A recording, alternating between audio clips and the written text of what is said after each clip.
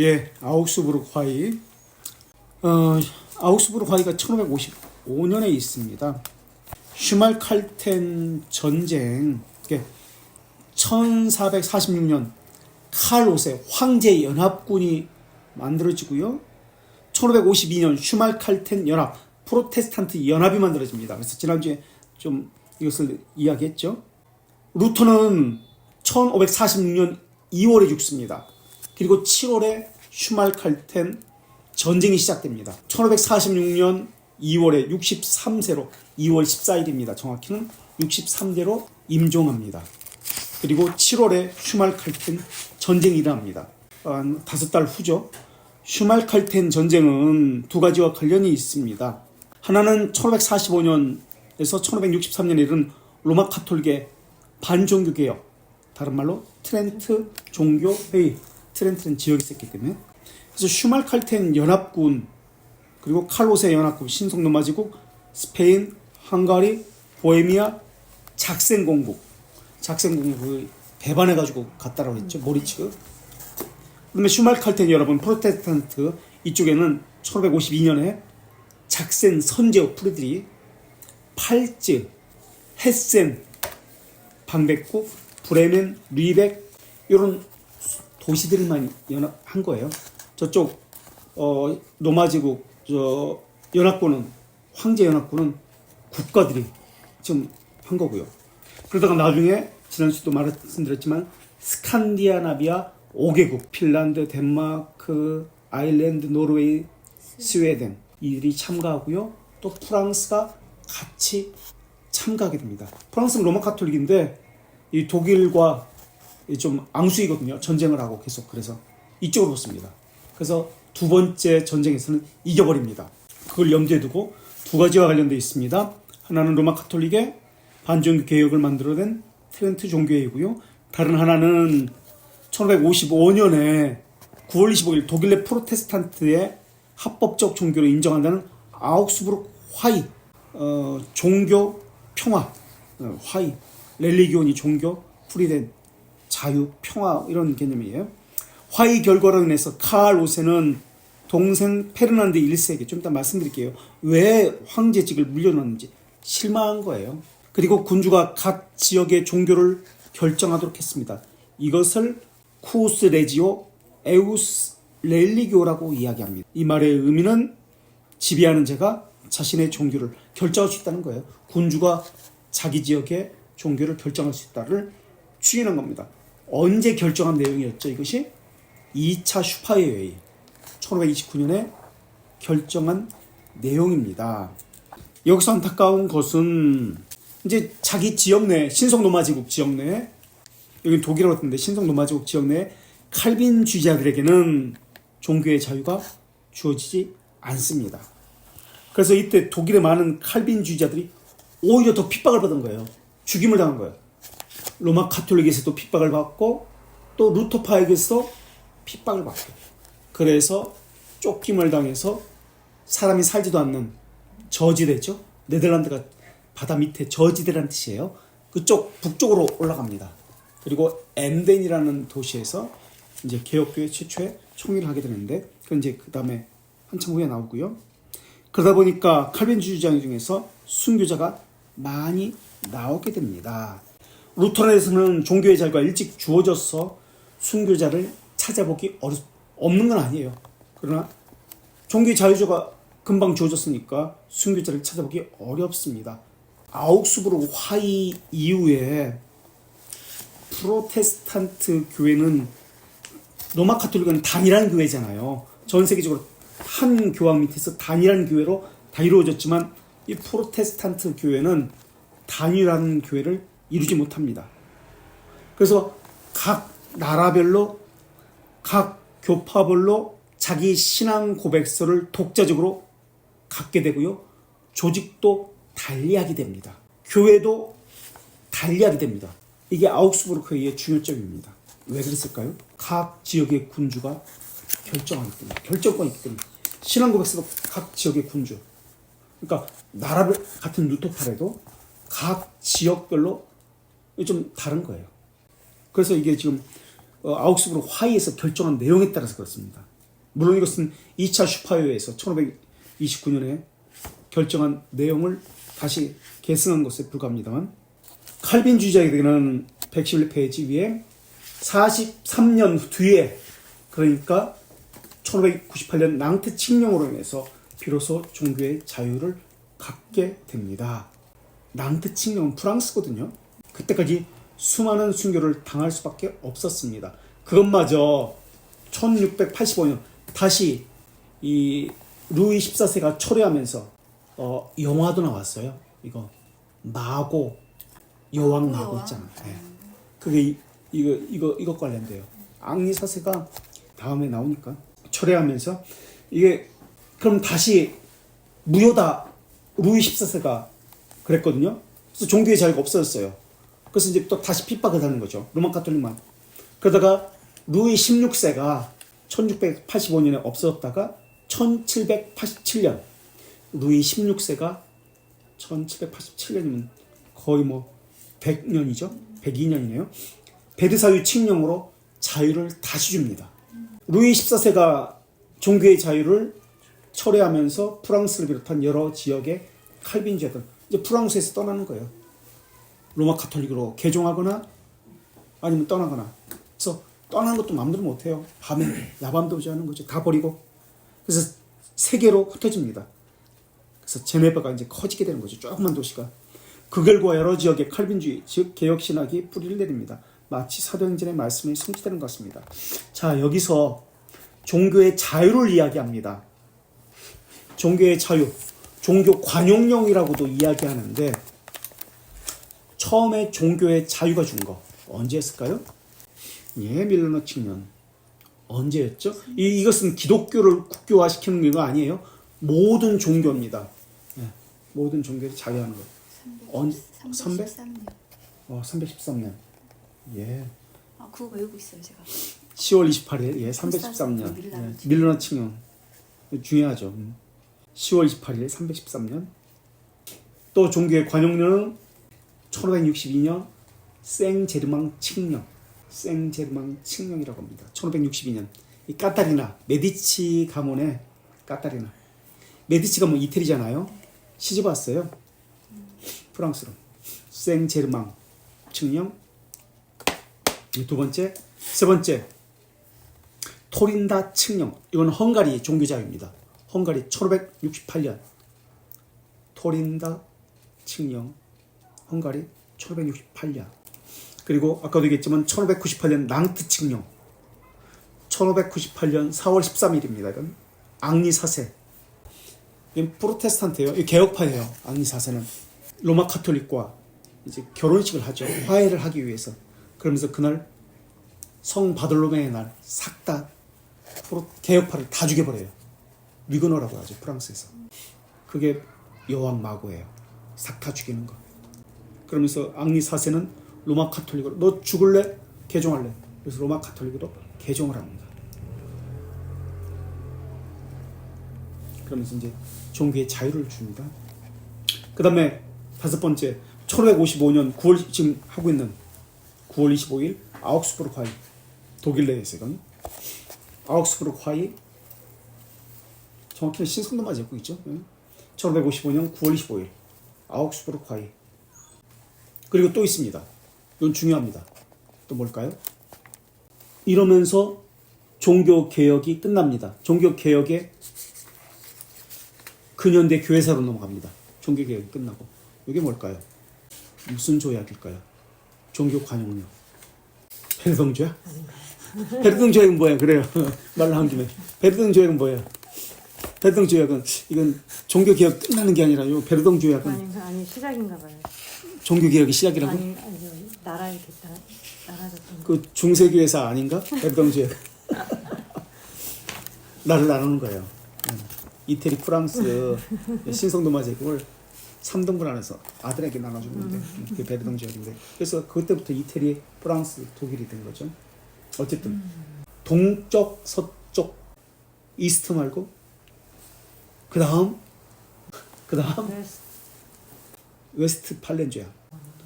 베스트팔렌 조약이에요. 독일어는 웨스트. 팔렌조야. 1648년. 그러면서 종교개혁이 끝나고요. 근현대 교회사가 됩니다. 그 완전한, 그러니까 전쟁을 했잖아요. 슈말칼텐 전쟁을 통해서 2차 프랑스와 이 슈말칼텐 연합이 이깁니다. 그래서 북쪽 스칸다비아 반도 로마 루터란 국가가 되죠. 5개. 그래서 네덜란드도 독립국가 되고요. 유럽 전체에 종교적인 자유를 얻게 됩니다. 더 이상 그래서 종교적인 전쟁이 없습니다. 이게 베스트팔렌조 얘기예요. 베스트는 이제 독일어는 W를 B 발음하거든요. V, B 발음은. 그리고 웨스트예요, 웨스트. 웨스트팔렌조야. 1648년. 그래서 이때부터 조약을 한 이후부터 근현대 교회사가 됩니다. 종교개혁이 끝나요. 그래서 종교개혁은 종교의 자유를 얻었다는 그런 개념입니다. 자, 그러면서 이제 1557년 아우크스부르 화해를 하고 루터파는 종교의 자유를 얻었죠. 어쨌든 독일 내에서 신성 로마 제국 내에서 루터파는 인정받은 거예요. 로마 카톨릭이나 동등한 위치에 와서 루터파도 종교의 자유를 갖게 됩니다. 그러면서 루터파의 신앙 고백서가 다시 1577년 작성되는데 지금까지 이것이 루터파의 신앙 고백서로 나옵니다. 협화신조이라고 합니다. 루터라는 신앙 고백서, 협화신조. 예, 다 섞은 거예요. 루터파가 나온 지금까지. 그러니까 슈말칼텐 항목 플러스 루터의 소개를 문답. 이게 합친 겁니다. 슈말칼텐 항목과 소개를 문답. 그 내용은 12가지인데요. 첫째, 원죄. 둘째, 자유의지. 셋째, 믿음의 의. 칭의 개념이죠. 첫째, 원죄.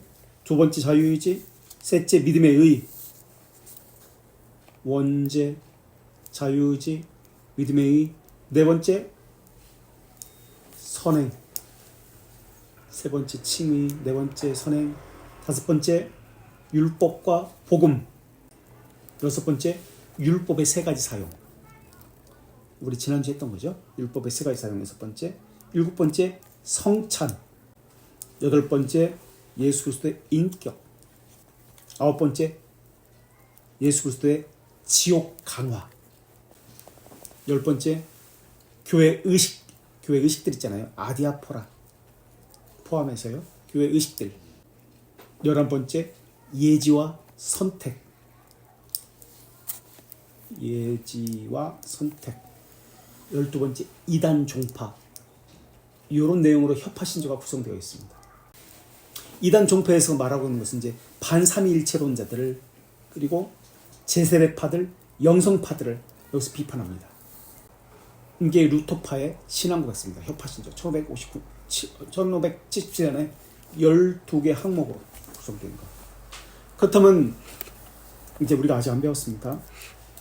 성공회는 앵글리칸 처치 영국 국교회 몇 개 조항일까요?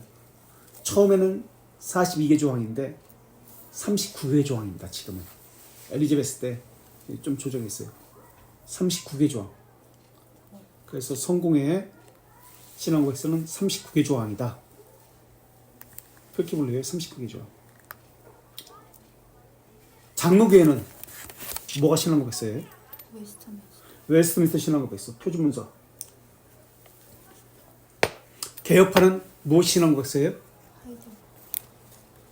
아닌 것 같은데, 하이델베르크? 벨지카니 그렇던데.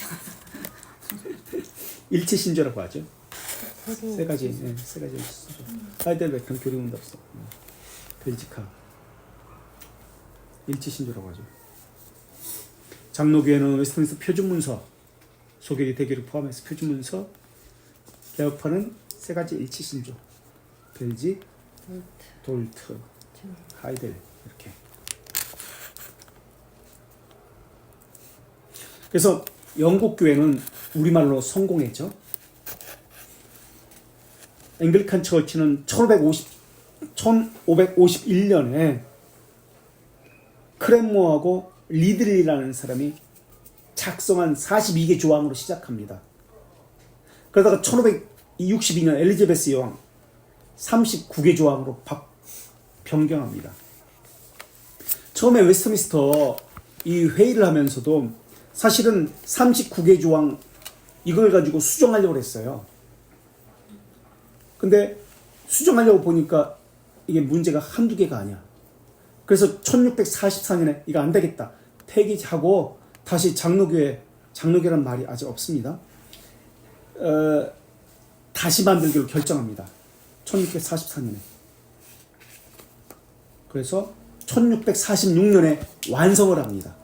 그런데 완성하고 보니까 성경 구절이 전혀 없는 거야. 성경 구절이 전혀 없는 거야. 그래가지고 성경 구절을 추계해가지고 1647년에 승인을 받습니다. 완성합니다. 다시. 그리고 1648년에 의회 승인을 받습니다. 그래서 어떤 사람들은 1647년이라고도 이야기하고 어떤 사람들은 1648년이라고 이야기합니다. 48년은 의회 승인을 받은 것까지 포함하고 어떤 사람은 1646년이라고도 이야기합니다. 성경 구절이 추가 안 된 거. 그전 거. 그래서 다 같은 말이다. 47년, 48년. 47년 정확히 날짜로 4월 29일 제출했고요. 다시 제출했고요. 인주는 1648년 6월 20일에 인주를 합니다. 근데 이때 웨스트민스터 신앙고백서를 작성할 때 잉글랜드만 모인 것이 아니라 스코틀랜드도 같이 참석을 합니다. 그래서 스코틀랜드 신앙고백서가 있었거든요. 같이 참석을 하면서 웨스트민스터 신앙고백서를 가지고 스코틀랜드로 가서 스코틀랜드에서는 1647년에 인준을 합니다. 영국부터 빨라요. 스코틀랜드 신앙고백서 있었음에도 불구하고 그것은 버리고 웨스트민스터 신앙고백서를 따라갑니다. 영국은 의회를 거쳤기 때문에 1648년 인준합니다. 1643년 9월 25일 잉글랜드와 스코틀랜드가 우리는 신앙이 하나입니다를 공표합니다. 이때 맺은 동맹을 엄숙한 동맹 언약이라고 합니다. 그래서 우리는 하나의 나라다라고 합니다. 그래서 의회끼리 동맹을 맺은 겁니다. 그래서 의회끼리 동맹을 맺어서 왕이 함께 다스렸잖아요. 스코틀랜드 왕이 제임스 6세가 이제 영국 하면서 하게 됩니다. 제임스 1세로 영국에 와서 전체를 다스렸으니까 신앙의 연합, 정치적 연합, 장로교 제도 정착 이것을 결의한 겁니다. 의회가. 지금도 스코틀랜드가 영국에 벗어나려고 지금 그러잖아요. 정치적으로는 독자적으로는 같지만은 모든 것은 화폐도 달라요. 화폐도 달라. 스코틀랜드 가면 유로나 파운드 같은 거 안 써요. 어쨌든 하나의 나라처럼 지금 그렇게 하고 있어요. 그런데 이때 그렇게 된 겁니다. 그래서 교회는 반드시 하나님의 말씀에만 의존합니다라는 언약을 잉글랜드와 스코틀랜드가 맺게 된 겁니다. 자, 그렇다면 아까 웨스트민스터 신앙고백서가 1647년판이 있고 1646년판이 있다고 했습니다. 그럼 우리나라는 어떻게 할까? 1646년판은 우리나라에서 합신이 요걸 자신의 신앙고백서로 채택합니다. 1646년판. 1647년판은 총신 대신 합동 측이죠. 총신과 대신, 그러니까 합동 측과 대신 측이 1647년 최종판을 자신의 신앙고백서로 이제 총회 헌법에 이제 나옵니다. 여기 보면 23장 4항에 위정자에 관한 내용이 있고요. 24장 3항에 공의에 관한 내용이 있습니다. 이거 좀 달라요. 1646년 판과 23장 4항에 위정자, 24장 3항에 공의. 그리고 나머지 같은 장로교회인데 다른 장로교회들이 있잖아요. 고신, 백석, 장신, 기장 이런 다른 장로교회들은 몇 년판을 가지고 자신의 신앙고백서를 써낼까요? 1903년판입니다. 완전히 달라요. 장신 측, 이제 고신 측, 백석 측, 기장 측, 고신도 마찬가지입니다. 무엇이 다를까요? 신앙고백서가 34장에 33장까지 있어요. 신앙고백서는. 그런데 34장에 추가된 거예요. 성령. 35장 선교. 성령을 따로 떼어놔서 선교를 위해서 따로 떼어냈습니다. 그럼 1646년판과 1647년판이 또 구체적으로 무엇이 다를까? 1646년판에서는 원하는 국가 위정자는 교회를, 그러니까 교회는 국가교회다. 그러니까 교회를 지배할 수 있다는 거예요. 이게 1646년판에 들어가 있습니다. 47년판은 없어요. 그 차이에. 오늘날은 타종교도 인정하잖아요. 국가에서. 그렇다면 이런 질문을 해볼 수 있습니다. 성령을 추가했었는데 그때 시대에만, 그러니까 지금 시대에만 성령님께서 1903년 추가했으니까 성령 하나님이 활동하시는가? 그전에는 활동하지 않는가? 왜 굳이 넣어야 했을까? 삼위일체 하나님 가운데에서 이게 설명이 되어지지 않고, 물론 거기서 됐지만 앞에서 왜 나중에 더 추가해서 설명을 따로 넣어야 했을까? 어떤 의도를 가지지 않았을까? 이것이 보게 됩니다. 자, 우리가 여기까지 하고 아우크스부르 화의, 지난주에 나눠드린 프린트 한번 보시죠.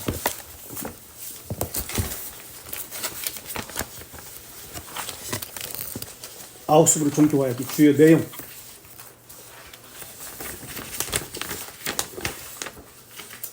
루터파의 후계자는 누구죠?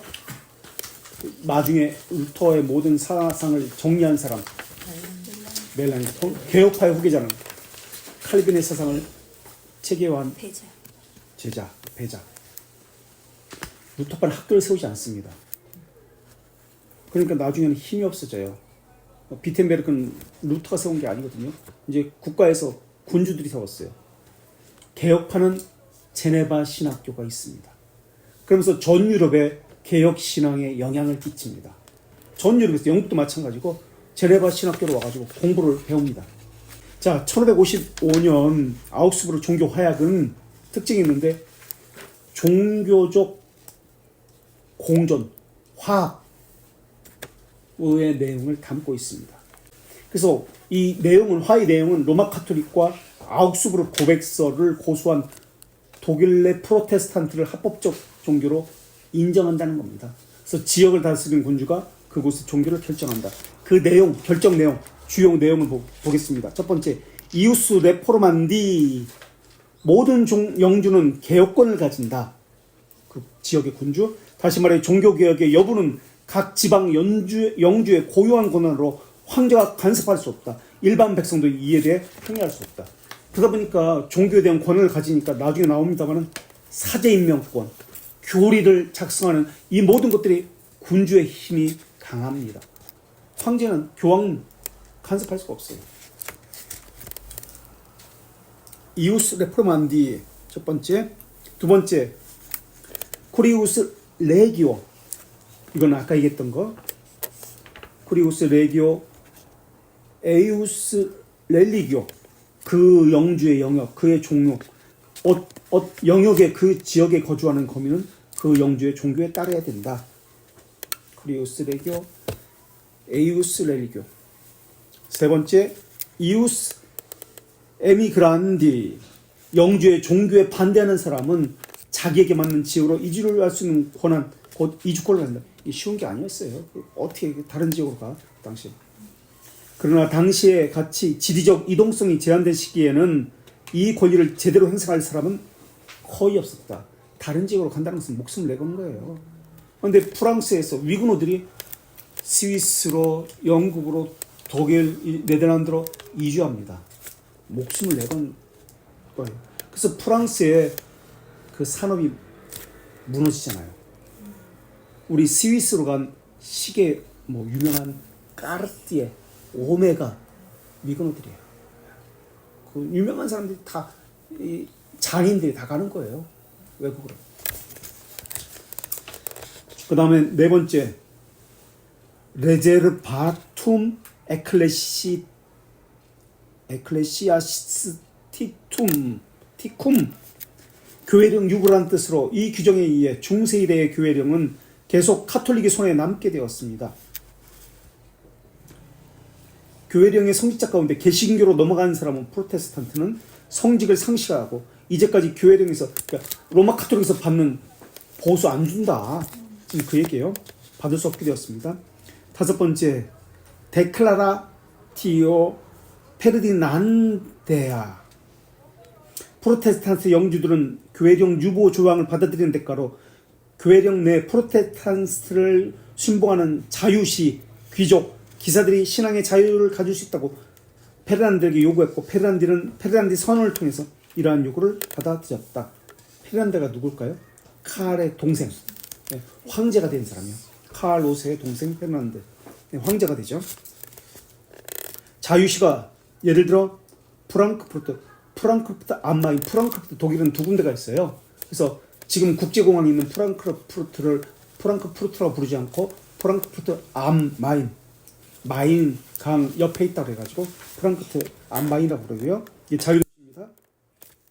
보름스, 슈파이어, 지금은 프랑스죠. 스트라스부르 같은 도시는 프로테스트 도시인데 거기에 카톨릭 교회 예배당도 존속시킨다.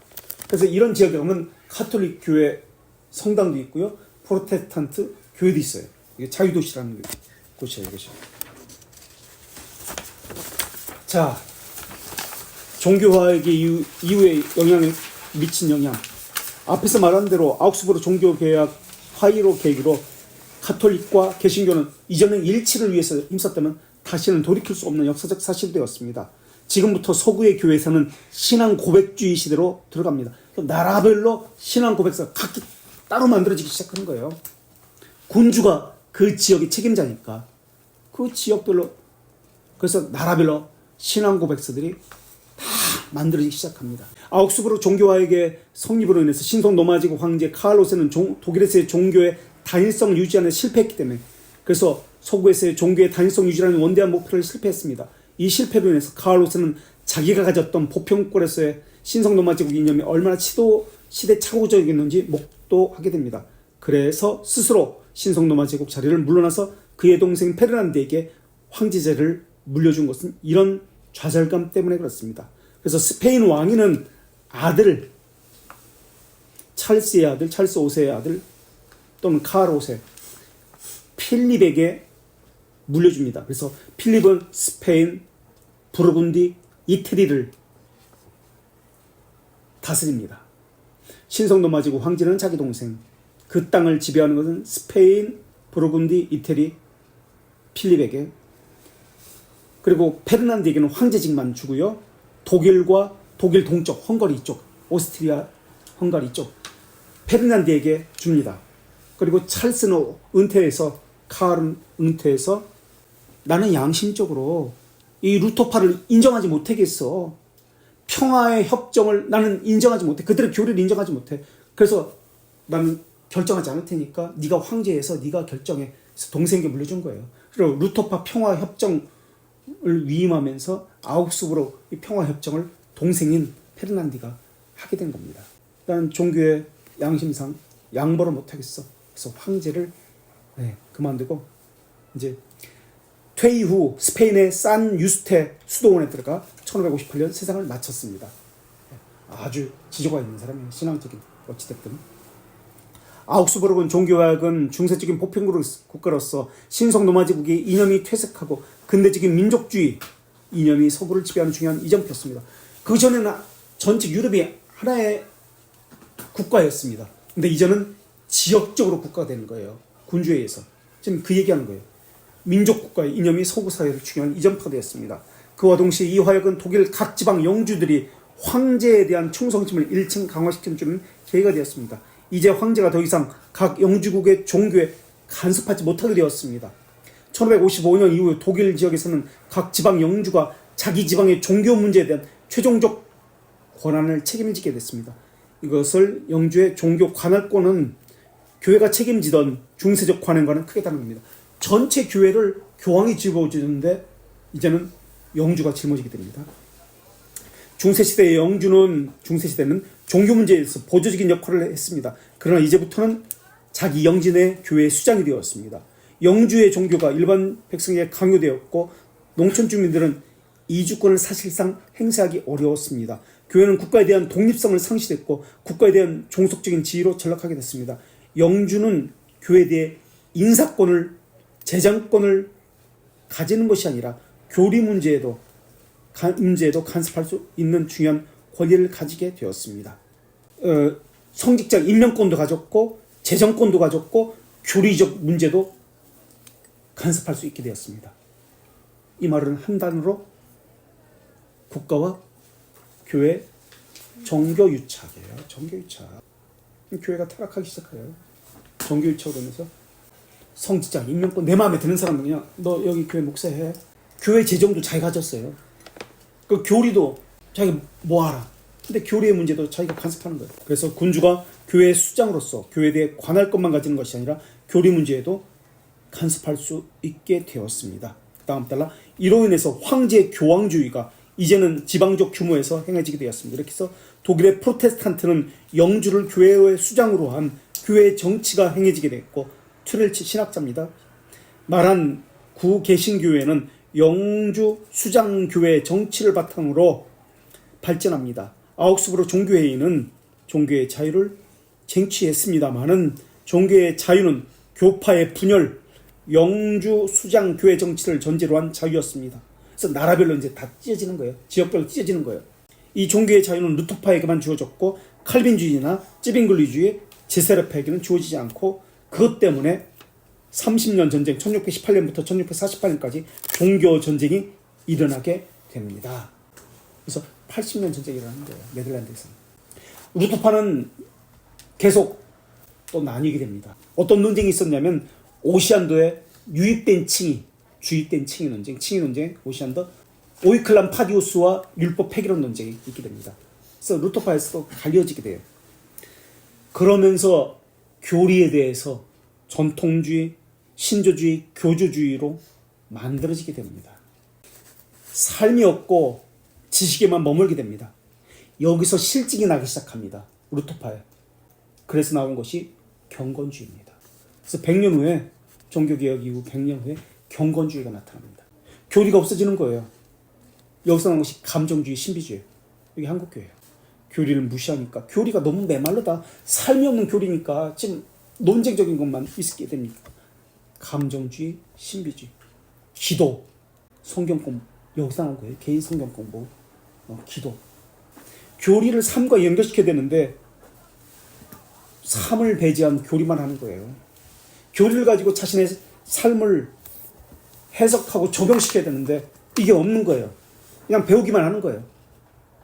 이게 경건주의로 나타나서 교회를 부패하고 타락하게 만듭니다. 그래서 독일에서 이제 근현대 교회에서도 경건주의를 배우게 됩니다. 그래서 신비주의가 기도를 열심히 합니다. 성경 공부 열심히 합니다.